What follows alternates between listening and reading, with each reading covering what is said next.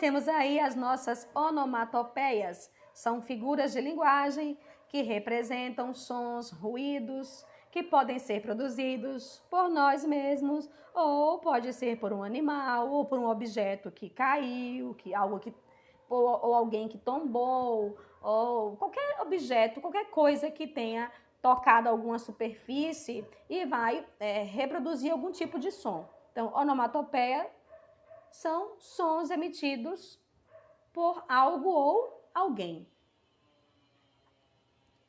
Nós temos também os nossos adjetivos, que são as qualidades, as características, sejam positivas ou negativas, que são dadas aos substantivos. E nós temos que lembrar que os substantivos são as palavras que nomeiam, né? Ele é uma classe que nomeia todos os seres. Por exemplo, eu sei que cachorro é cachorro, cobra é cobra, cavalo é cavalo, gente é gente. Então, substantivo, ele nomeia todos os seres em geral. E você tem que perceber que quando você tem um cachorro, você faz carinho nele e você certamente fala alguns adjetivos sobre o seu cachorrinho. Que cachorrinho lindo, que cachorrinho fofinho, que cachorrinho... Né? A gente vai falando. Então, são adjetivos que nós damos aos substantivos. E eu tenho aqui um vaso. Nossa, que vaso grande! O adjetivo que eu dei foi grande. Meu vaso é pequeno. Pequeno é o adjetivo. Nossa, o Lili é muito cheiroso. Qual adjetivo? Cheiroso. O insensatez é maravilhoso. Qual adjetivo? Maravilhoso. Então, todos os substantivos, eles podem receber características que são os nossos adjetivos. Nós temos agora verbos. Os verbos fazem parte do nosso dia a dia, nas coisas que nós realizamos, nas que sofremos, ou simplesmente para dar sentido a uma frase expressada por nós. As crianças pulam corda. Qual o verbo? Pulam. Mas pulam faz parte do verbo pular. E pular é um verbo da primeira conjugação. Professora, por que primeira conjugação? Porque todos os verbos que terminam em AR são classificados como primeira conjugação. Os que terminam em ER, por exemplo, vender, eu vendo pipocas. Então, vendo, vem do verbo vender. Vender termina com ER. ER faz parte da segunda conjugação. Nós temos também, por exemplo, o verbo partir. Partir termina com IR. IR faz parte da terceira conjugação. Mas vamos continuar aqui nossa explicação. O garoto está internado no Hospital do Câncer de Barretos. Observe, o garoto está. Está não está indicando uma ação que ele está praticando, algo que gere movimento, mas está dizendo a situação em que ele se encontra por um período, enquanto ele faz o tratamento. Então, está faz parte do verbo estar e é um verbo que representa a condição, né? O modo como ele se encontra no momento. Mas nós também temos aqui garotos, né? Jogam futebol. Jogam é o nosso verbo e jogam vem do verbo jogar. Nós também temos sorvete e sorvete é muito gostoso. Qual é o verbo dessa frase? Porque sorvete é substantivo, né? O gostoso, eu estou dando uma característica para esse sorvete, né? Mas o verbo, meu bem, é.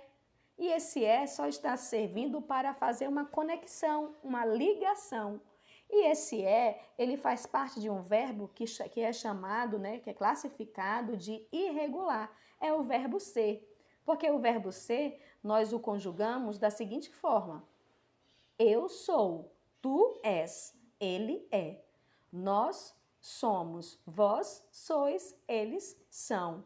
Você percebe que há uma variação entre ser e é, sou, é, és. Então, por isso que ele é chamado de verbo irregular.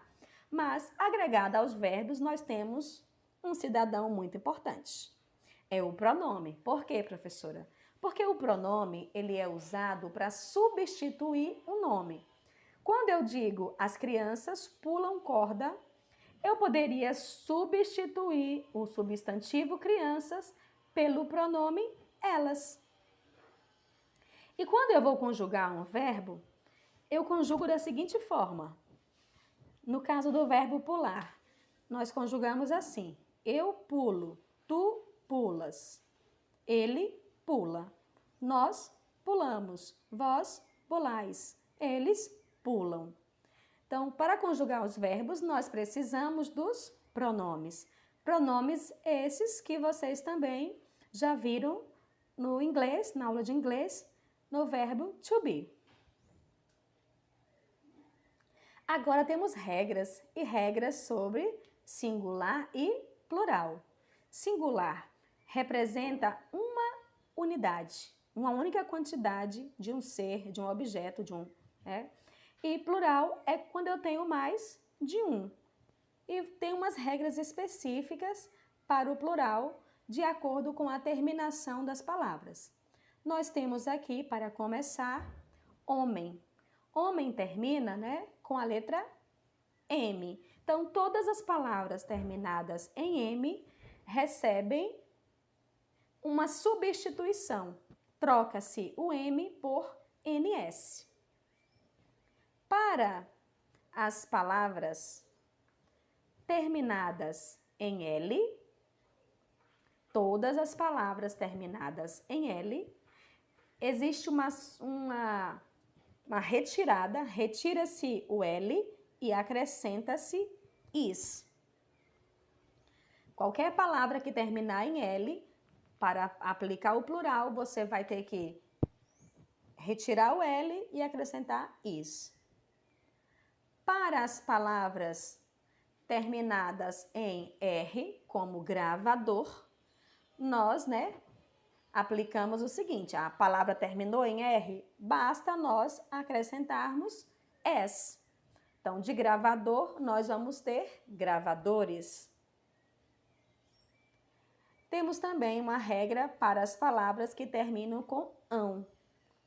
Todas as palavras que terminam com ão, elas vão se encaixar na seguinte regra: nós tiramos ão e acrescentamos ões. Muitas palavras vão acompanhar essa regra, mas também há exceção. Por exemplo, mão. O plural de mão, mãos. Não ficaria bem falarmos mões em relação às nossas mãos. Então, você precisa aplicar o plural e observar se a sonoridade realmente combinou, para você identificar se colocará ões ou ãos.